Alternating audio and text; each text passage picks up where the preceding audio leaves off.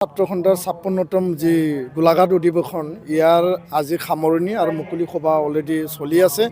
তো আমাৰ প্ৰতিনিধি সভাত বহুখিনি গুৰুত্বপূৰ্ণ বিষয় আৰু সমস্যাৰ ওপৰত আমি সিদ্ধান্ত ইয়াত লোৱা হৈছে আৰু এই সিদ্ধান্তবিলাকৰ যি মূল সিদ্ধান্ত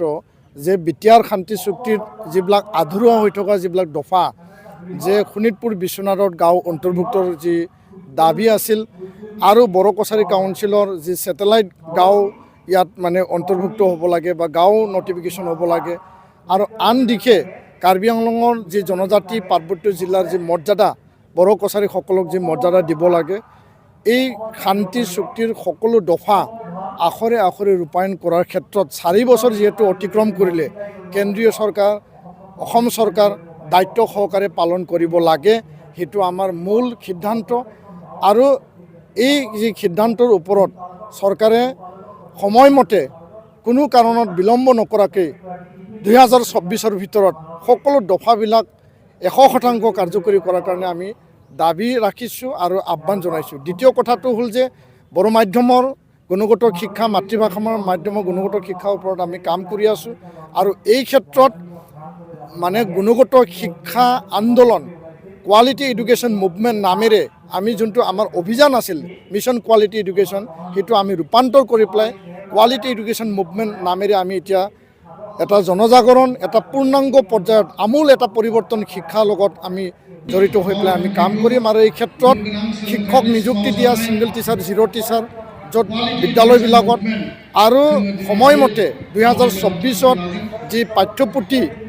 বাইলিংগুৱেল টেক্সটবুক অসম চৰকাৰে বড়ো মাধ্যম আৰু অসমীয়া বড়ো ইংৰাজী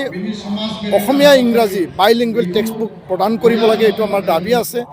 আৰু প্ৰভিন্সিয়েলাইজেশ্যন অফ স্কুল যোনটো একৰ্ডত লিখা আছিল ভেঞ্চাৰ স্কুলবিলাকক চৰকাৰীকৰণ কৰিব লাগে সেই দাবীটো আমি ৰাখিছোঁ আৰু বহুতো কথা আমি এই আমাৰ সিদ্ধান্তত আমি লৈছোঁ। সমাজ সংস্কৰণৰ ক্ষেত্ৰত বেআইনী যিবিলাক কাৰ্যকলাপ ড্ৰাগছ মদ ভাং যোৱা বাল্য বিবাহ আৰু যিবিলাক হিউমেন ট্ৰাফিকিং এই সমস্যাটো নাইকিয়া কৰিবৰ কাৰণে আমি এটা সিদ্ধান্ত লৈছোঁ আৰু আমূল এটা অভিযান কৰি পেলাই সমাজ সংস্কৰণৰ কাৰণে নিখিল বড়ো ছাত্ৰ সন্থাই আমি অহৰহ আমি কাম কৰিম আৰু আগন্তুক দিনত শিক্ষা অৰ্থনীতি আমাৰ যি কলা সংস্কৃতি আমাৰ ভাষা আৰু আমাৰ বড়ো মাধ্যম আমি আগুৱাই নিয়াৰ ক্ষেত্ৰত সকলো দিশত নিখিল বড়ো ছাত্ৰ সন্থাই ঐতিহাসিক এই গোলাঘাট অধিৱেশনত আমি সিদ্ধান্ত লৈ পেলাই ১০০% আমি এটা দৃষ্টিভংগী আগত ৰাখি পেলাই আমাৰ নৱপ্ৰজন্মক সেল্ফ এণ্টাৰপ্ৰিনিয়ৰ বনাবৰ কাৰণে বা তেওঁলোকক উপাৰ্জন কৰি এটা ব্যৱস্থা দিবৰ কাৰণে ১ লাখ যুৱক যুৱতীক এই এবছৰত আমি ট্ৰেইনিঙৰ ব্যৱস্থা কৰিম আৰু বহুতো এনেকুৱা সিদ্ধান্ত আমি লোৱা হৈছে যিবিলাকক আমি আহি থকা সময়ত আমি আমাৰ কামৰ মাজেদি আমি ৰাইজক আমি অৱগত কৰিম। ধন্যবাদ। বহুতো সমস্যা আছে। আগত লোকসভা নিৰ্বাচন পাৰ্লিমেণ্ট ইলেকশ্যন আহি আছে। আমাৰ দাবীসমূহ চৰকাৰে অতি গুৰুত্ব সহকাৰে তেওঁলোকে সমস্যা সমাধানৰ ক্ষেত্ৰত গুৰুত্ব প্ৰদান কৰিব লাগে আৰু আমাৰ স্পষ্ট কথা যে নিখিল বড়ো ছাত্ৰ সন্থাই এই দাবীসমূহৰ ওপৰত যিবিলাক উপস্থাপন কৰিছে সময় সাপেক্ষে চৰকাৰে এইবিলাক সমাধান কৰিব লাগে আৰু যদি চৰকাৰে সমাধান কৰিব নিবিচাৰে আমি গণতান্ত্ৰিক পন্থাৰে আমাৰ আৱাজ আমাৰ দাবী আমি ৰাখিবৰ কাৰণে আমি বাধ্য হ'ম আৰু ইয়াৰ কাৰণে অসম চৰকাৰ ভাৰত চৰকাৰক আমি কৈছোঁ যে চুক্তিৰ প্ৰতিটো দফা আলফা চুক্তিত যেনেকুৱা গৃহমন্ত্ৰী ডাঙৰীয়া আখৰে আখৰে দাড়ি কমা ৰূপায়ণৰ কথা কৈছে আৰু বড়ো চুক্তিটো এই একেটা কথা তেওঁ দাড়ি কমা ৰূপায়ণৰ কথা কৈছিল। বিলম্ব হৈছে বহুতো দফা ৰূপায়ণৰ ক্ষেত্ৰত বিলম্ব হৈছে আৰু ইয়াৰ কাৰণে এটা কথা আমি স্পষ্ট ভাষাৰে আমি কৈছোঁ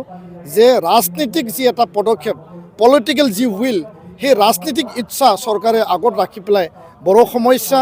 বিটিআৰ দফা এই সকলো দফাবিলাক ৰূপায়ণৰ ক্ষেত্ৰত গুৰুত্ব প্ৰদান কৰিব লাগে আৰু এইটো আমি আত্মবিশ্বাসী আৰু চৰকাৰে যদি সময়মতে এই গুৰুত্ববিলাক যদি প্ৰদান নকৰে আমি সঁচাকৈ আমাৰ গণতান্ত্ৰিক পন্থা আমি ল'বলৈ আমি বাধ্য হ'ম এই কথা আমি স্পষ্ট কৰিছোঁ।